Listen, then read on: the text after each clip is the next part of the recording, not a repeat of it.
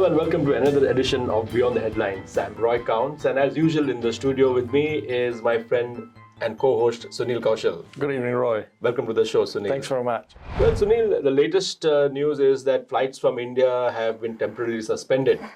What's your take on that? I think it's look, we need to protect the team of 5 million. Well, my take is, hashtag be kind. That's all good. Yeah. Team of 5 million also includes those who are returning back home, those who are Kiwi, irrespective of where they are returning from. Right. It may be a high-risk country or it may be a low-risk country. We didn't have the same uniform mechanism when the new strain spread out in UK. Yeah. So now we are saying just because India's got 100,000 cases a day, yet India is the fastest inoculation or vaccinating country in the world. That's right. So you've got to balance it. Yeah. There is always people have to get vaccinated or have to have zero COVID or COVID-free before they come. Absolutely. Now, while driving to the studio, I was actually listening to Newstalk ZB, and two things actually stood out for me. One is a lot of people calling in, actually, having this thing of, oh, thank God, this should have been done a long time back. The absolute racism. As you very rightly pointed out, when France and UK and parts of Europe were locked down, no one said, thank God there are no flights coming from the UK.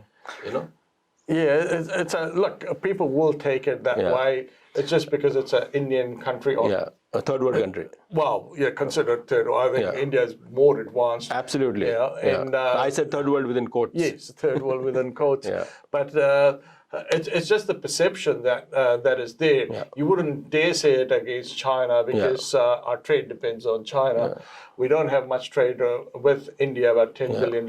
But we don't say the same thing against UK when there were so many Kiwis returning, irrespective of the color of your skin. Exactly. And I do have my doubts about that, why the Prime Minister has done all of a sudden with India. My question to her would be, are we not geared in MIQ? So that means, is our MIQ failing? Failing, The other point is obviously you have reduced the New Zealand government has reduced this in New Zealand embassy staff in India. Maybe they say, okay, get it from Medanta or get it from certified agencies. They can very well do that. And you've got to remember, people test today, then they might have to travel either by bus or by train, and it takes sometimes a couple of days to go. That's what Ashley Bloomfield said. He said it is not happening at the point when they are being, when they are tested negative. It's when they are traveling between that place to the airport. When they will be picking it up. So having said that, the other thing which I really felt was, actually racist, on Newstalk ZB was that the host said. He said, the stats which are coming out of India, we can't really believe them. He said. Yes. It's as if all Indians are liars. As if, anything, if the Indian government says that there have been 1 million cases, they are taking it with a pinch of salt. So I think that mindset, which prevails here, that, as if everything which comes out from India is false or fake or, underreported. I think that mindset itself, it shows me what people think. Yeah, and that's mindset, of people making these decisions and informing the Ministry of Health director. Exactly. And the seniors and him then informing it to the cabinet and to the. So that mindset is already there. So you are prejudging the people. To say, oh, this is so and this is so. I mean, look, as I say, people from UK also come via different countries. They are coming. Or for that matter, for America's Cup, we allowed people to come through. These are people who went overseas, overseas with their other family, and they are coming back. They are Kiwis coming back. Right. So I think the Prime Minister did say we need to allow the citizens to come back. I mean, we've got so many migrant workers been separated for 2 years. I was talking to someone who was just married for 3 months, and he came, put the application for his wife. 2 years for a newly married couple. do you need to have a look at what flights are arriving and where they're coming from? Is it getting too many people and from too many diverse countries for us to handle? But we do have the ability to manage them. We are have had to scale up the number of facilities. We're now operating 20, but with enhanced staffing around them.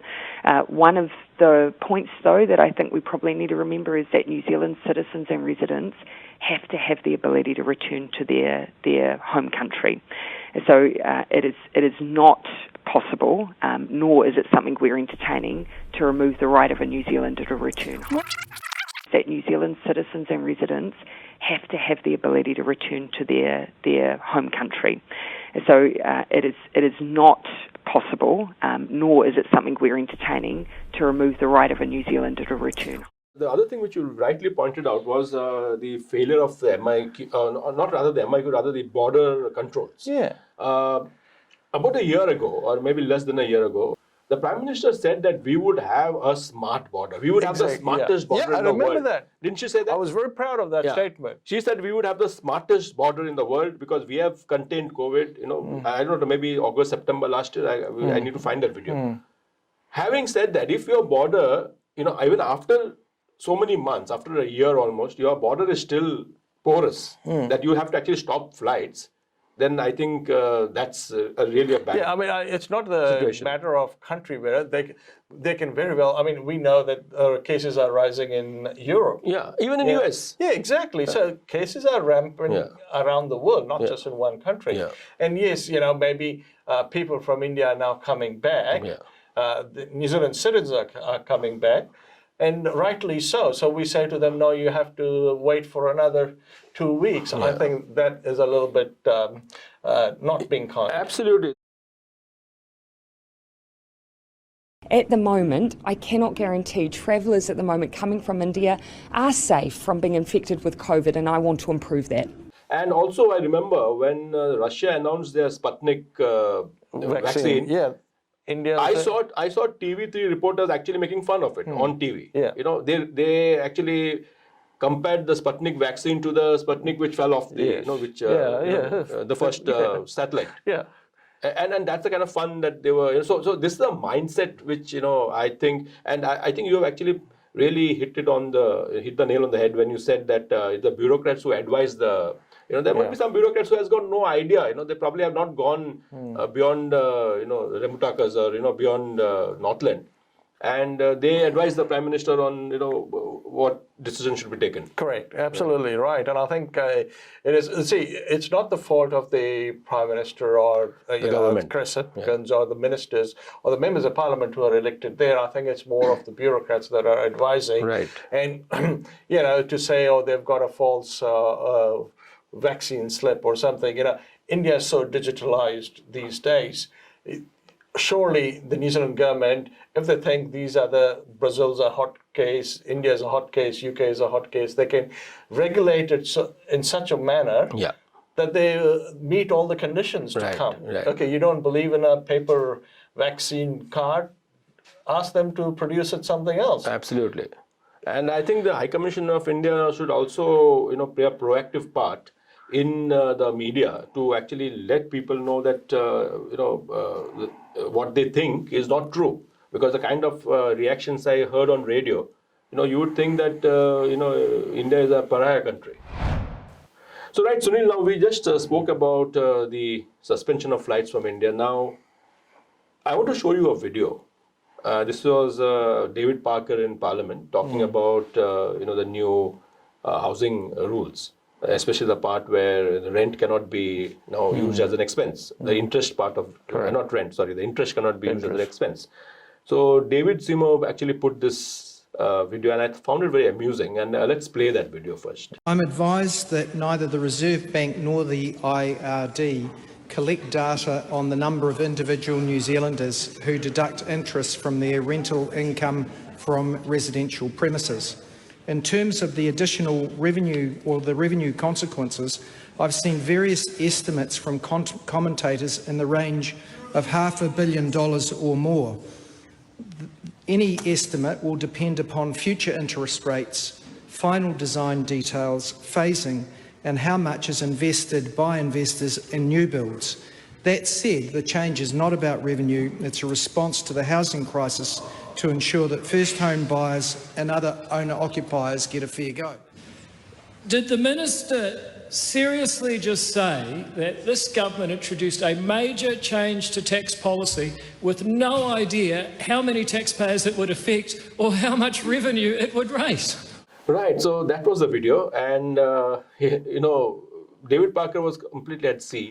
It seems here that he was left dry to hang, because he wasn't aware of, or he didn't have the answers. So the thing is, you're quite right. It is not that the minister doesn't know. It is just that they have not done any homework. The bureaucrats have not. They've just announced a policy, having no idea of what will be affected, how many people will be affected. See, the best people in these circumstances are the Treasury. Yeah. Always listen to Treasury. Yeah. Because they are the ones who kind of run the money machine. Yeah. And I think it was a quick thing not to be seen like we are sleeping on it, announce it, and it's kind of a work in progress kind of a thing. We'll develop things as we go. Right. And I think the opposition is hopefully making a heyday of this. Right. 77% of landlords in New Zealand only own one rental property. And that is their nest egg for their retirement. They are not speculators. Yeah. And this rule has actually affected all landlords. Now, see, there are a lot of speculators, there are a lot of developers. Yeah. See, developers pay their taxes. Exactly, No big deal. Yeah. Speculators are, those who have kind of made few, by selling, buying, redoing, selling, buying, redoing, selling, or do-ups as they call it in the finance industry, which is fair enough. So okay, they already pay taxes. In this day and age, you can't escape paying taxes. Right. But who is being penalised is the mums and dads who have probably got 2 kids. They've got 2 investment property, 1 for each kid, if they are so lucky to have that, or even just 1. Yeah. I think it's a little bit hard on that. It is. And the Investor Association, Property Investor Association, they did a survey, and they found out that 74% of their members who are landlords said that they are going to increase rent. So who's going to get hurt? Yeah, renters are going to get hurt. But all said and done, this housing policy is like many of the other policies of the government and shambles. But Roy, to be fair, I haven't seen anything from national or opposition. Yeah. Yeah, they are all they're doing is criticizing, but not solutions. No solution, exactly. Yeah, national definitely has not brought any solutions. Well, talking about the shambles in which the government finds itself in, the other issue was the suppression of that mental health report, which you pointed out to me was first reported in The Guardian of London, and then Henry Cook of Stuff, he actually did follow up, and his story was even bigger, because in his story he mentioned that Ashley Broomfield had last year, 1 year ago, said release the report. The bureaucrats said, hang on, let's put a risk lens on it, and let's see if there are some things that we can water down.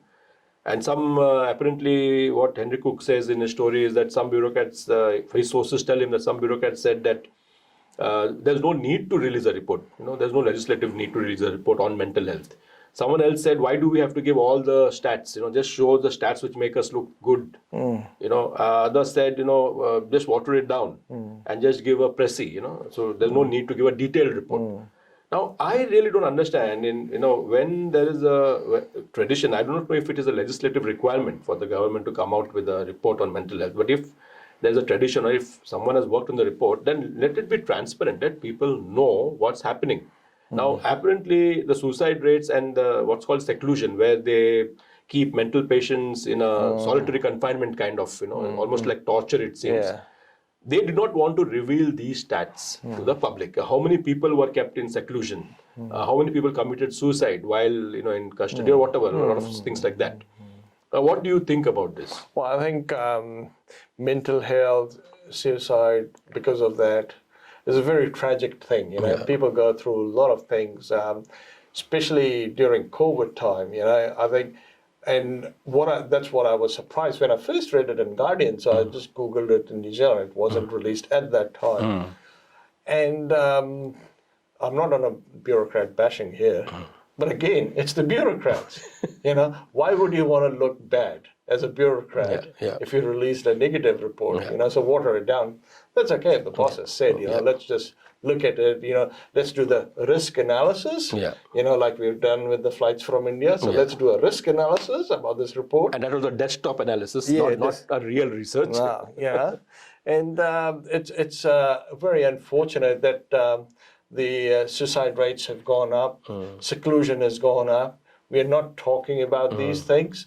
I remember the Prime Minister saying, when not in the last election, but when she was bidding for it in the last previous election, that this is the nuclear generation, which is the child poverty and mental health. And I thought, a nuclear moment, you mean? Nuclear moment, and I thought they would really push for it. So, child poverty, haven't seen anything. Mental health, I remember the Gumboot Foundation or someone, Mike King, they were going bust. And you would think, mental health, wouldn't you want your kids, the younger generation that suffer because of so much cyberbullying and other things, finding their identity, wouldn't you want to spend money on that so that we don't have to do it later? That's right. We don't have to have seclusion. We don't have to have this. I think, we don't try and bite it when it's little. We let it go big. Right. Maybe because, you can spend more. Right. I don't know. But I think, it's, I personally am not happy with where the state of mental health is in New Zealand. I think in a nation of 5 million, we can do much better. Absolutely. And doing things like this, trying to brush off stats under the carpet and trying to make yourself look good and sanitized, and make yourself look clean and polished is really not the way to go. Because the more stats we know, it's bad, at least we can find solutions. Exactly. We need to know it what's and all, so that we know what to... Because then it is like, it's only 0.1%. It doesn't matter. It doesn't matter. You'll have a good day tomorrow. Yeah, absolutely. Yeah. Absolutely. Well, Sunil, we just spoke about National not actually, or the opposition not actually doing much, and because the very depleted numbers. And we briefly touched on Judith Collins not being, we spoke about Judith Collins. I believe that she will not remain leader of the party for long. I believe either Christopher Luxon or Salmon Bridges or someone like Mark Mitchell may actually, put their hand up for leadership. What do you think? Do you think it's possible that Judith will remain for the next 2 years, or? Look, I think, I believe National will have select their new board this year. Depends upon if Peter Goodfellow is still the board chair or president, what the new board comes out with and how they see the things. I think they are I haven't seen what the report is. I think it's everyone's guess what it is. But I think they are in a stabilizing environment at the moment. They don't want to rock the boat, which you can very well understand. Otherwise, the government having majority will make a heyday, and then it'll swing more towards their side. I think it might be a soft exit, slow exit. If that's what it is. I think others still have to prove themselves. I don't think Simon will be able to come back as the leader. And as you rightly said, there are a few others who might put up their hand. Although Christopher Luxon is a first-time MP, the only other I think in the recent past has been Don Brash, who went for the leadership in his first term, and David Shearer, who was I think over Labour. Labour. Also in his first term, but he was 2 years into his term when he put his hand up for leadership. And that time, remember, the Labour was going through a lot of crisis. Same as National. So, but having said that, I think Christopher Luxon has got all the credentials. He's got the credentials, but I think others who've been there for a long time. I think Mark Mitchell has shown his interest many times, 2 or 3 times. I think he'll probably put up his hand. There's a few others. I think Christopher Luxon, Mark Mitchell combination would be good, good. Because they are actually right of centre, and that will actually start attracting the Labour supporters who they lost because the National has started moving to left with Nikki K and geoethanol. That's right. So maybe it will be a good move. So let's see. Time will tell in the next few weeks. I believe that before Christmas we'll see a change, but who knows? Right, Sunil, another fiasco of the government, I call it a fiasco, is Michael Wood's announcement that he wants to dust off light rail from the shelf and come and bring it back on the table.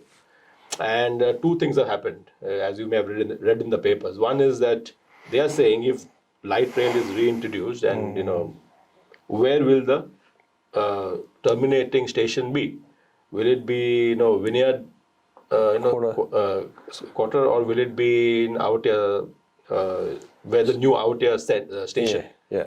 I think in the Albert Road. Yeah. Now the thing is, if they decide to bring the train to Outer station, what will happen? The two things will happen. Either they first build a station and let the underground normal railway services start, and then when the light rail is finally commissioned after 2 or 3 years, they'll have to again dig up and again introduce the light rail to the main rail. Yeah. Or the other possibility is they stop all construction on Outer station now, wait to find out whether the light rail is going to come to Outer, and then replan it, reprogram it, and then have a 5-year or 6-year delay for the city rail link. Now, how ridiculous is this? Well, and I'll tell you something else which is ridiculous after your response. Yeah, I think good on Michael Wood for dusting it off, and getting the committees on a committee to make an announcement, as they say in the media, or the media people have been saying. I think it's too much of a digging of the ground. Yeah. How much will they keep digging and disturbing the resident, disturbing the businesses? I think there is a saying, a wise man built his house upon the rock, and a foolish man on the sand. Yeah, so I think it's probably better to just, if I was, if I had a say, I would say, look, you finish what you started first. Yeah. Let us have a discussion and a committee about it to see how it went, what we have learned. Because if you stop in the middle, it's, you've already kind of disturbed the whole CBD. I mean, I can't remember last time when I went to the CBD. I think it was just once, but I went to downtown to park, meeting, and out. I don't like going to the city anymore. Yeah. Oh, well, and the other thing which I wanted to tell you about light rail was, so Michael Wood, in his wisdom and in his, he's quite a kind-hearted guy anyway, because, we know him personally, and he decided that he will have an all-inclusive board. So he'll have a member from, Waka Kotahi, which is the New Zealand transport, from a council, from government, from the local board, EV representation. He will have some, others. Now, I do not know. He may have a student on the board. He may have someone from the Hindu temple committee. He may have someone from the mosque committee. He may have someone from the Gurdwara. I don't know. He wants to have diversity on the board. Unfortunately, Treasury tells him that you can't do it because it's not best practice. You need to have an advisory panel. They listen to everyone and they take a decision. You can't have a babel of voices being on the board deciding, because you and I have been on many committees and we know what happens. If there are many people, something which takes 2 weeks takes 2 years. Too many cooks in the kitchen. Too many cooks will spoil the broth. And that's exactly what Michael Wood is trying to do. Don't try to keep everyone happy, Michael, because take a decision, right or wrong, good or bad, and go for it. Because the light rail, actually, my personal opinion is that we should have heavy rail from the station, but we don't know. With COVID, maybe travel will completely stop. I don't know. We may not need a light rail. Wow. Let's see how 2 weeks go. So, one thing which I want to talk to you about very briefly is the Indian elections. So, the state elections, and elections are being held in 5 very important, or rather 4 important states and 1 union territory. The biggest prize is West Bengal, which has been under communist and left-wing rule for over 50 years. Yeah, it would be. From 1972, they have not had a centrist government. It has always been either the communists or a left-wing party. I remember Jyoti Basu, right? Yeah, Jyoti Basu, 32 years he was chief minister. So just like most communists do, they run a dynasty. And so when the communists, they failed to do any progress, then Trinamool Congress came in, and then for 10 years they have even run West Bengal into the ground. So now it looks, all commentators are saying it's going to be a massive BJP win. And, if that happens, it's the first time in 50 years that, you'll have a centrist government in power. In the other state is Kerala, which again has been under communist rule from the 1950s. And they keep switching between communist Congress, And then Tamil Nadu, who, they are a different ballgame altogether. They have the Dravidia parties. And none of the national parties have ever been able to make inroads there, and it will remain like that. So, have you been following the elections? Yes, I have been following, and I think I'm pretty sure West Bengal will turn orange. Yeah. Kerala, I'm not sure of Kerala yet. And Tamil Nadu is it's great because the locals run the local things. They've got nothing to do with central government. It's their government. We choose who's going to be our Bahubali. That's and then they will be our Bahubalis. So I think best is Tamil Nadu. I love that. You can go and preach the gospel there, but they're not going to listen. Absolutely. And that's actually a great thing about Tamil Nadu is that they're a very proud nation. And I actually admire most of the Indian bureaucrats are from Tamil Nadu. So very intelligent people. So great to keep an eye on what happens in that state. And of course Assam, which the BJP is currently in power. It looks like they may come back in power or they may not. So good. Let's just keep an eye out. It's a sensitive state because it's the border state with China. So really important elections. Bengal will be the one to watch. That's right. That BJP comes with how much? Because there was a time about 70, 80 years ago when Bengal was actually the... it was the intellectual capital. The engine of India. So you would have all the smart journalists, film directors. It was a very arty-farty thing. And now it's kind of... And also it had a great industry till the 1960s. Until when that's why the British came there. Exactly. East India was there. Great human resources there, intelligent people, but just run to ground. And it's pathetic because half my family comes from there. I used to keep going to West Bengal because I trace my roots to West Bengal. And so pathetic to see what such a great state was reduced to. So let's hope that it turns for the better. So thank you so much, Sunil, for coming to the studio and for a lovely chat we had on so many topics today. Yes. We covered quite a lot of ground today. We did. So let's hope how the next few weeks pan out. So thank you so much for joining us. Keep the feedback coming. We are quite happy with the kind of feedback that we are getting from you, both the bouquets as well as the brickbats. So keep it coming so that we know what we should speak about and what are the topics that you are interested in talking about. So see you again next week, same time.